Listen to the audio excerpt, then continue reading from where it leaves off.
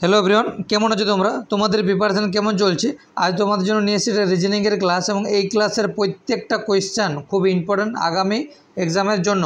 যদি ভিডিওটি ভালো লেগে থাকে একটু লাইক করে দিও এবং ভালো লাগে একটা কমেন্ট করে দাও, এবং যারা এই চ্যানেলে নতুন তারা চ্যানেলটিকে সাবস্ক্রাইব করার পর বেল আইকনটি ক্লিক করে দেবে।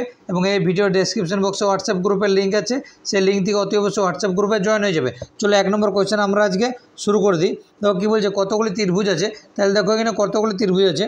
তাহলে দেখো এই যে এইটুকুটার মধ্যে দেখো আমার একটু ওয়েট, দেখো এই যে এইটুকুটার মধ্যে আমার 3টা ত্রিভুজ আছে।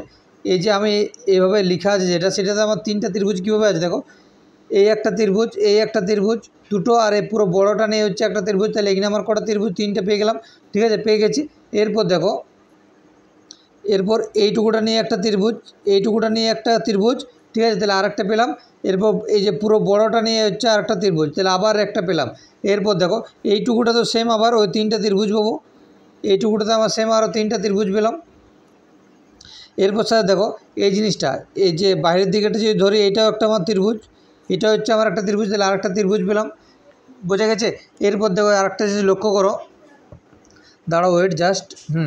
এরপর দেখো এই যে এইখান থেকে হচ্ছে আমার একটা ত্রিভুজ পাচ্ছি, এইখান থেকে একটা ত্রিভুজ পাচ্ছি। এরপর আবার এই পুরো বড়টাকে নিয়ে আরেকটা ত্রিভুজ পাচ্ছি, এইটাকে নিয়ে আরেকটা ত্রিভুজ পাচ্ছি। এরপর আরেকটা জিনিস লক্ষ্য করো, এই যে এইটাকে নিয়ে একটা ত্রিভুজ, এইটা নিয়ে একটা ত্রিভুজ, আবার এই পুরো বড়টাকে নিয়ে হচ্ছে আরেকটা ত্রিভুজ পেলাম। এরপর দেখো আরেকটা জিনিস, এই পুরোটা বড়টাকে ধরে আরেকটা ত্রিভুজ, এই পুরো বড়টাকে ধরে আরেকটা ত্রিভুজ পাচ্ছি আমি। তারপর দেখো তাহলে এইটা হচ্ছে আমার আরেকটা, এইটা হচ্ছে আমার আরেকটা, এই যে বড়টা হচ্ছে আরেকটাতে আরেকটা গুণ নেই। এবার কতগুলো গুণ আছে আমার, কতগুলো পেলাম গুণে নাও। তাহলে 3 3 6, 6 7 8 9 10 11 12 13 14, তাহলে কটা ত্রিভুজ আছে আমার? 14টা ত্রিভুজ আছে। বোঝা গেছে আমার কোয়েশ্চেনটা? চলো নেক্সট কোয়েশ্চেন চলে যাই। চলো, আমি প্রত্যেক দিন ক্লাসে তোমাদের জন্য কিছু না কিছু হোমওয়ার্ক আনি, আজকেও এনেছি। এই অ্যান্সারটা তোমরা আমাকে কমেন্ট বক্সে কমেন্ট করে জানিয়ে দাও।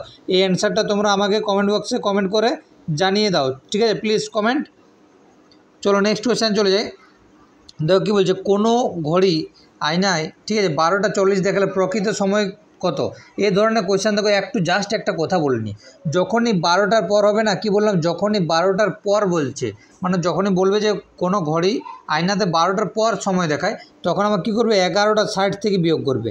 আবারও বলে দিচ্ছি, 12টার পর সময় যখনই বলবে তখনই 11টা 60 থেকে বিয়োগ করবে, অথবা মানে 12টা থেকে কম বললে 11টা 59 থেকে বিয়োগ করবে। আবারও বলে দিচ্ছি, 12টার পর সময় বললে 11টা 60 থেকে বিয়োগ করবে, এবং 12টার আগে বললে 11টা 59 থেকে বিয়োগ করবে। এটা হচ্ছে আমার 3 নম্বর কোয়েশ্চেন, এটা হচ্ছে আমার 3 নম্বর কোয়েশ্চেন। চলো তাহলে দেখো 12টা 40 বলেছি, তাহলে 11টা 60 থেকে বিয়োগ করে দাও, 11টা 60 থেকে বিয়োগ করে দাও আমার। দেখো তাহলে আবার বলে দিচ্ছি।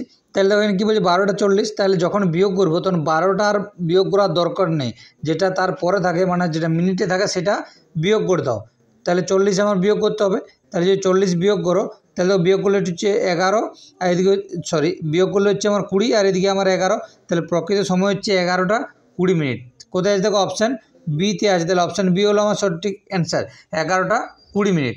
আচ্ছা, আমাদের যদি বলতো যে 11টা 10 দেখাচ্ছে, তাহলে প্রকৃত সময় কত? না, আমি তখন 11টা 59 থেকে বিয়োগ করতাম, 11টা 59 থেকে আমি বিয়োগ করতাম। তাহলে আমার বাজতো কটা? আমার বাজতো হচ্ছে আমার কটা? বাজতো হচ্ছে আমার 11টা 49 আমার বাজতো। আচ্ছা চলো পরের কোয়েশ্চেনে চলে যাই। এইটা এখন বোঝার দরকার নেই, ঠিক আছে? এখন যে কোয়েশ্চেনটা আছে সেটা দেখো 11টা 20 বাজে। চলো নেক্সট ক্লাসে এই জিনিসটা ভালো করে বুঝিয়ে দেবো। চলো নেক্সট কোয়েশ্চেন যাই। দেখো কী বলছে, একটি ছবি দেখিয়ে সুরেশ বলল উনি এই ছবি, এইটা হচ্ছে আমার ছবি। দেখো তাহলে এটা হচ্ছে আমার ছবি। বলছি একটি ছবি দেখে সুরেশ বলল উনি আমার ঠাকুরদার একমাত্র পুত্রের কন্যা। তাহলে উনি হচ্ছে, দেখো, আমার ঠাকুরদার একমাত্র পুত্রের একমাত্র কন্যা, ঠিক আছে? তাহলে দেখো, তাহলে সুরেশকে যদি আমি এইখানে বসাই, তাহলে দেখো সুরেশ কী বলছে যে আমার ঠাকুরদা, ঠিক আছে? তাহলে ওর বাবা, তার বাবা, তাহলে আমার ঠাকুরদার একমাত্র পুত্রের, তাহলে একমাত্র পুত্র মানে সুরেশের নিজের বাবা, একমাত্র পুত্রের একমাত্র কন্যা। তার মানে সুরেশের সাথে ছবিটার সম্পর্ক কী হচ্ছে? বোন। মানে ওই ছবিটা সুরেশের কী হয়? বোন হয়। তো কী বলছে, সুরেশের সাথে ছবির ব্যক্তির সম্পর্ক কী, ঠিক আছে। ছবির ব্যক্তির সাথে সুরেশের সম্পর্ক কী, সুরেশের কে হয়, বোন হয়, অপশান ডিতে আছে। তাহলে দেখো সুরেশের কে হয়, বোন হয়, কারণ কি সুরেশের ঠাকুরদার একমাত্র ছেলের একমাত্র মেয়ে হচ্ছে ছবিটা, তাহলে সুরেশের নিশ্চয়ই বোন হবে। চলো নেক্সট কোয়েশ্চেন যাই। কী বলছে, কোনো একটা নির্দিষ্ট বছরে গান্ধীজির জন্মদিন ছিল রবিবার। তাহলে দেখো গান্ধীজির জন্মদিন হচ্ছে আমার 2 অক্টোবর। 2 অক্টোবর হচ্ছে গান্ধীজির আমার জন্মদিন। তাহলে 2 অক্টোবর দেখো কী বলছে, আমার রবিবার ছিল। 2 অক্টোবর কী ছিল, আমার রবিবার ছিল। তাহলে সেই বছরের ক্রিসমাস কবে হয়, তাহলে দেখো 25শে ডিসেম্বর হচ্ছে আমার বড়দিন, সেটাকে আমার ক্রিসমাস ডে বলা হয়। তাহলে 25শে ডিসেম্বর অবধি কী মাস মানে কী বার ছিল বলেছে। তাহলে দেখো 2 অক্টোবর যদি রবিবার ছিল, তাহলে অক্টোবর মাসে আমার কদিন, অক্টোবর মাসে আমার 31 দিন, 2 দিন যদি বাদ দাও তাহলে অক্টোবর মাসে আমার 29 দিন এখনও পড়ে থাকে, ঠিক আছে। তাহলে অক্টোবর নভেম্বর হচ্ছে আমার আরও 30 দিন, 30 দিন লিখেছি। এরপর দেখো ডিসেম্বর আমার 25 তারিখ অবধি বলেছে, তাহলে ডিসেম্বর আমার 25 যোগ করে দাও এটা।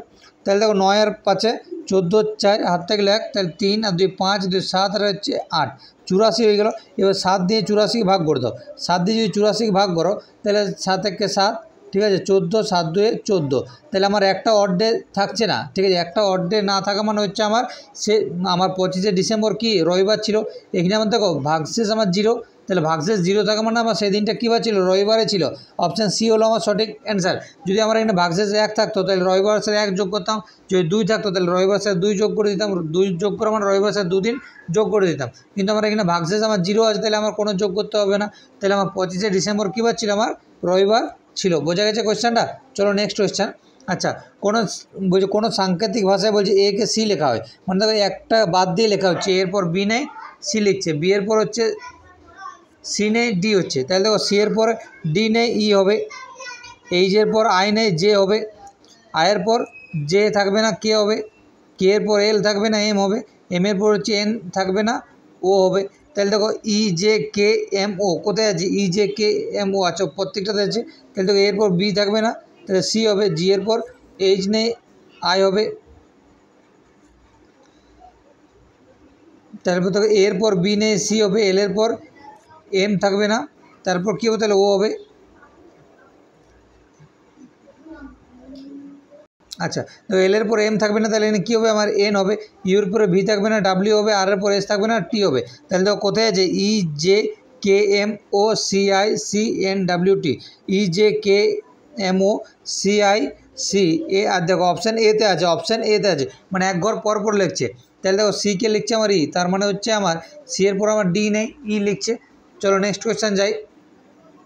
তাহলে দেখো স্টার চিহ্ন আমার বিপরীতে কী বসবে, স্টার চিহ্নর বিপরীতে আমার কী বসবে বলেছে।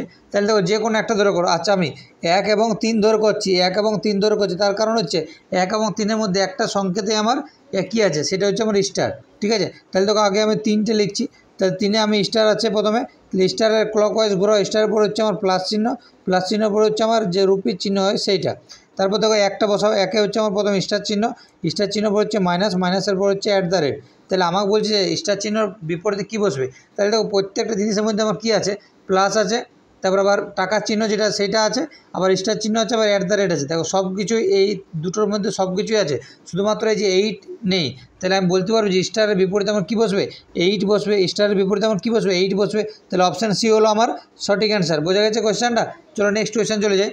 আচ্ছা আচ্ছা, অনেকবার কোয়েশ্চেন এই ধরনের কোয়েশ্চেন করেছি, কী বলেছি, এই ধরনের কোয়েশ্চেন করা মানে হচ্ছে দেখে নেবে কটা আমার লেটার আছে। তাহলে তো কটা লেটার আছে, 1 2 3 4 5 6 7 8 9 10 11 12 13 14 15 16 17 18, 18টা লেটার আছে। তাহলে 18টা কীভাবে লেখা যায়, 18টাকে লেখা যায় 3 গুণিত 6 আবার 2 গুণিত 9, তাহলে হয় 3 হবে না হয় 6 হবে, ঠিক আছে। তাহলে দেখো 3টা করে যদি ভাগি, তাহলে এখানে 3টা এখানে 3টা এখানে 3টা এখানে 3টা এখানে 3টা। আচ্ছা 3টা করে যদি ভাঙি তাহলে এখানে একটা মোটামুটি মিল পাওয়া যাচ্ছে কি, না কোথাও মিল পাওয়া এখানে যাচ্ছে না, দাঁড়াও দেখছি, B C C double A B, তাহলে দেখো কী আসছে আমার, double A B, B double C, double A B, B double C, double A B, আবার বি ডবল সি, ঠিক আছে। তাহলে দেখো আমাদের যেটা অপশান হবে সেটা দেখো প্রথমে এ, তারপর হচ্ছে সি, তারপর হচ্ছে আমার বি, তারপর হচ্ছে এ, মানে এ সি বি এ। দেখো এ সি বি এ কোথায় আছে খুঁজে নাও, এ সি বি এ। তাহলে দেখো অপশান এতে আছে এ সি বি এ, তাহলে অপশান এ হচ্ছে আমার সঠিক অ্যান্সার। চলো নেক্সট কোয়েশ্চেন চলে যাই। আচ্ছা, বলছে একদিন সকালে রাস্তার মোড়ে উদয় এবং বিশাল মুখোমুখি দাঁড়িয়ে কথা বলছিল, যদি বিশালের ছায়া উদয়ের ঠিক বাম দিকে পড়ে। আচ্ছা, সকালে বলেছে, দেখো সকালবেলায় সবসময় ছায়া আমার কোন দিকে পড়ে? পশ্চিম দিকে পড়ে। পূর্ব দিকে সূর্য ওঠে, পশ্চিম দিকে ছায়া পড়ে।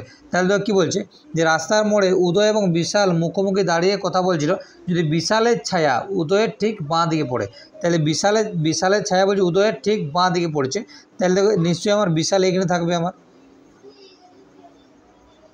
এখানে হচ্ছে বিশাল, এখানে হচ্ছে আমার উদয়, এখানে হচ্ছে আমার উদয়। দেখো কী বলছে আমার, তাহলে এরা হচ্ছে আমার বিপরীত মুখে দাঁড়িয়ে আছে, এরা হচ্ছে আমার বিপরীত মুখে দাঁড়িয়ে আছে। আবার বলে দিচ্ছি, দেখো সকালবেলায় সবসময় আমার ছায়া পশ্চিম দিকে পড়ে। তাহলে দেখো কী বলছে, উদয়ের বাঁ দিকে যদি ছায়া পড়ে, উদয়ের বাঁ দিকে হচ্ছে, উদয় যদি এদিকে মুখ করে দাঁড়িয়ে থাকে, তাহলে উদয়ের বাঁ দিকে হচ্ছে এই দিকটা, তাহলে তবে তো আমার পশ্চিম দিকে আমার ছায়াটা পড়বে। তাহলে দেখো বিশালের বিপরীতে উদয় এবং উদয়ের বিপরীতে বিশাল, তাহলে বিশাল আছে আমার উত্তর দিকে এবং উদয় আছে আমার দক্ষিণ দিকে। মানে এক কথা উদয় উত্তর দিকে মুখ করে আছে এবং বিশাল দক্ষিণ দিকে মুখ করে আছে। তাহলে কী বলছে, যদি বিশালের ছায়া উদয়ের ঠিক বাঁ দিকে পড়ছে, দেখো বিশালের ছায়াটা এদিকে পড়বে, মানে পশ্চিম দিকে পড়বে, সেটা হচ্ছে উদয়ের বাঁ দিক। তাহলে বলছে তবে উদয় কোন দিকে মুখ করে দাঁড়িয়ে আছে, উদয় কোন দিকে মুখ করে দাঁড়িয়ে আছে। দেখো উদয় তাহলে এদিকে মুখ করে দাঁড়িয়েছিল, মানে কি উত্তর দিকে মুখ করে দাঁড়িয়েছিল। তাহলে অপশান বি হলো আমার সঠিক অ্যান্সার, অপশান বি হচ্ছে আমার সঠিক অ্যান্সার। চলো নেক্সট কোয়েশ্চান চলে যাই। আচ্ছা দেখো কী বলছে, বই রাধা সুনিতা থেকে, দাঁড়াও একটু জাস্ট, তাহলে দেখো আমার কি বলছে, যে রাধা সুনিতার থেকে ছোট কিন্তু রীতার চেয়ে বড়। রাধা হচ্ছে সুনিতার চেয়ে ছোট কিন্তু রীতার চেয়ে বড়। তাহলে দেখো এটা হচ্ছে রাধা সুনিতার চেয়ে ছোট, রাধা হচ্ছে আমার সুনিতার চেয়ে ছোট কিন্তু রীতার চেয়ে বড়। তাই রাধা সুনিতার চেয়ে ছোট এবং রীতার চেয়ে বড়, রীতার চেয়ে বয়সে বড়। এরপর কি বলছে, রীতা গীতার চেয়ে বড়, রীতা হচ্ছে গীতার চেয়ে বড়। তাহলে দেখো রীতা হচ্ছে আমার গীতার চেয়ে বড়। ওই লাইনটা একটু পরে যাচ্ছি, কারণ কার থেকে বড় নিচে একটু এই লাইনে পরে যাচ্ছে। এরপর কী বলছে, দেখো শ্যাম রীতার থেকে বড়, শ্যাম হচ্ছে রীতার থেকে বড় কিন্তু রাধার থেকে ছোট। তাহলে শ্যাম হচ্ছে রীতার থেকে বড়। আচ্ছা, তাহলে শ্যাম যদি রীতার থেকে বড় হয়, তাহলে রাধা রীতার মাঝে নিশ্চয়ই আমার শ্যাম থাকবে আমার। তাহলে দেখো শ্যাম হচ্ছে রীতার চেয়ে বড় কিন্তু রাধার থেকে ছোট। তাহলে দেখো রাধার থেকে ছোট আমার শ্যাম এবং রীতার চেয়ে বড়। এরপর দেখো কী বলছে, কিন্তু রাধার থেকে বয়সে ছোট, রাধার থেকে বয়স অবশ্যই ছোট। এবার এইখানটায় চলে যাও, যে বলেছিলাম আমার রীতা গীতার চেয়ে বড়, রীতা হচ্ছে গীতার চেয়ে বড়। তাহলে গীতা হচ্ছে আমার একদম নিচে, গীতা হচ্ছে একদম গীতা হচ্ছে আমার রীতার থেকে নিচে। কি বলছে দেখো এখানে, যে রীতা হলো গীতার চেয়ে বড়। তাহলে গীতার চেয়ে বড় যদি রীতা হয়, তাহলে রীতার থেকে নিচে গীতা। তারপরে মানে কনিষ্ঠতম কে, তাহলে কনিষ্ঠতম মানে হচ্ছে সব থেকে ছোটো কে, তাহলে সব থেকে ছোটো হচ্ছে আমার গীতা, সব থেকে ছোটো হচ্ছে কে, গীতা আমার। তাহলে অপশান বি হলো আমার সঠিক অ্যান্সার। বোঝা গেছে? চলো নেক্সট কোয়েশ্চেন যাই। আচ্ছা দেখো এটা কীভাবে করেছে, এই যে 8 আর 4 যোগ করলে কত, 8 আর 4 যোগ করলে হচ্ছে 12, এবং এই যে 3 আর 1 যোগ করলে 4, তাহলে দুটো বিয়োগ করে দাও। তাহলে আমার 8 হয়েছে, দেখো এই যে এখানে 8 হয়েছে। বোঝা গেছে? মানে এই দুটোয় যোগ করছে, এই দুটোয় যোগ করছে, দিয়ে এই দুটোর সাথে বিয়োগ করে দিচ্ছে। তাহলে দেখো 7 আর 3 যদি যোগ করো তাহলে 10, এবং 3 আর 1 যোগ করলে 4। এবার এই দুটোয় বিয়োগ করো, আমার 6 হয়, অবশ্যই 6 হয়। এইটা সেম, 6 আর 5 যোগ করো 11 হয়, ঠিক আছে। আর 2 আর 2 যোগ করে 4 হয়। এবার এই দুটো বিয়োগ করে দাও, 11 থেকে 4 যদি বিয়োগ করো কত হয়, আমার 7 হয়। তাহলে দেখো কোথায় আছে, অপশান এতে আছে। তাহলে অপশান এ হলো আমার সঠিক অ্যান্সার। বোঝা গেছে? যদি ক্লাসটি ভালো লেগে থাকে, আচ্ছা আরেকটা কোয়েশ্চেন আছে, ওয়েট আরেকটা কোয়েশ্চেন আছে, 12 নম্বর কোয়েশ্চেন। বলছে 18টি শিশুর একটি সারিতে বাঁ দিক দিকে রাজু সপ্তম। 18টা শিশু আছে, কিন্তু হচ্ছে বাঁ দিক দিকে রাজু হচ্ছে সপ্তম। তাহলে এটা হচ্ছে আমার রাজু বাঁ দিক দিকে, আর তার সপ্তম। তাহলে টোটাল যদি 18 জন থাকে আর বাঁ দিক দিয়ে রাজুর স্থান যদি 7 হয়, তাহলে বলতে পারবো যে এইখান থেকে পুরোটাতে আমার কতজন আছে, আমার 11 জন আছে। পুরো ফাঁকা জায়গাটা মানে রাজুর পর কতজন আছে, 11 জন আছে। এরপর কি বলছে, যদি মতি আর রাজু তাদের পরস্পরের জায়গা বদল করে, তবে রাজু বাঁ দিক দিকে 15তম হয়ে যায়। তো রাজু হচ্ছে বাঁ দিক দিকে এখানে 15তম হয়ে যাচ্ছে, এখানে 15তম হয়ে যাচ্ছে। তাহলে আমি বলতে পারবো যে এদের মাঝখানে কতজন আছে আমার। তাহলে তো এইখান থেকে যদি 15 থাকে, তাহলে এইখানটুকুটায় আমার কত, 3 জন আছে। এখানে আমার কতজন আছে, আমার 3 জন আছে। এরপর দেখো, তাহলে এখন রাজুর দেখো এখানে, তাহলে এখন আমার রাজু চলে এসছে। রাজু যদি এখানে চলে আসে, তাহলে নিশ্চয়ই এইখানটা আমার মতি হয়ে যাবে, কারণ তার জায়গা বদল করেছিল। আমার বলছে মতির বর্তমান স্থান কত। মতির বর্তমান স্থান কত? তাহলে তো এখানে 7, এখানে 15, তাহলে এখানে আমি বলতে পারবো এখানে আমার কতজন আছে, আমার 8 জন আছে, আমার 8 জন আছে। তো এরপর কী বলছে, ডান দিক দিয়ে মতির বর্তমান স্থান কত? মতির বর্তমান স্থান কত? ওইটা একটু দাঁড়াও, এখানে আমার 8 জন না, এখানে আমার 7 জন থাকবে। এখানে আমার কতজন থাকবে? এখানে আমার 7 জন থাকবে। তবে দেখো 7 আর 7 14, আর এখানে হচ্ছে আমার 15তম, এখানে আমার 7 জন থাকবে। তাহলে দেখো বর্তমানে বলছে মতির বর্তমান স্থান কত? তাহলে দেখো মতির বর্তমান স্থান এইটুকুটা হচ্ছে আমার 3টা, এখানে এইটুকুটা হচ্ছে আমার 3টে, এরপর এইটুকুটা হচ্ছে আমার কত? 7। তাহলে 7 আর 3 10, আর এই টুকুটা নিয়ে হচ্ছে আমার 11টা, যেটা 15 ছিল সেটা 11। আর তাহলে এখানে একদম মতি আছে, তাহলে 12তম স্থান আমার মতির বর্তমান স্থান। তাহলে মতির স্থান হচ্ছে এখন 12তম। মতির স্থান হচ্ছে আমার কি 12তম। ধরো আর একটু বলতে, এটা ক্লিয়ার করে দিই জাস্ট একটু। আচ্ছা দেখো কি বলছিল, যে ধরো আমার এখানে বলছে রাজু আছে, এখানে আমার রাজু 7তম আছে, টোটাল হচ্ছে আমার 11 জন। তাহলে আমি বলতে পারি যে ফাঁকা জায়গাটা আমার 11 জন আছে, 11 জন আছে, তাহলে 11 সাথে 18 জন হয়ে গেছে। এরপর যখন বলছে জায়গা বদল করে, তাই এই জায়গাটাতে আমার রাজু চলে আসে। রাজু যখন এই জায়গায় চলে আসে, তো রাজুর স্থান হয়ে যায় আমার 15। তাই রাজুর যখন স্থান 15 হয়ে যায়, তাহলে এই যে ফাঁকা জায়গাটা আমার 3 জন ছিল, 3 জন ছিল তো। আর এই যে রাজুর এই জায়গাটা নিয়ে 4 জন, আর এখানে আমার তাহলে কতজন থাকবে? এখানে আমার 7 জন থাকবে। তাহলে দেখো 7 আর 4 11, আর এইটা নিয়ে হচ্ছে আমার কত? এইটা নিয়ে হচ্ছে আমার 12তম স্থান। তাহলে মতির স্থান এখন হচ্ছে 12তম। ঠিক আছে, মতির স্থান 12তম। যদি কারো অসুবিধা হচ্ছে আবারও বলে দিচ্ছি, 12তম হয়ে গেছে। দেখো এই পাশে তাহলে আমার 6 জন, এই পয়েন্টটা যদি আমার 7তম হয়, তাহলে এই দিকটা আমার 6 জন থাকে। তাহলে দেখো আমার এখানে 3, আর এই স্থানটা 4, আর এখানে 7 11, আর এই যে এই স্থানটা নিয়ে 12। তাহলে মতির স্থান হচ্ছে এখন কত? 12তম। মতির স্থান কত? আমার 12তম। বোঝা গেছে? চলো আজ এই পর্যন্ত। যদি ক্লাসটি ভালো লাগে তো লাইক করে দিও এবং ভালো লাগে একটা কমেন্ট করে দাও।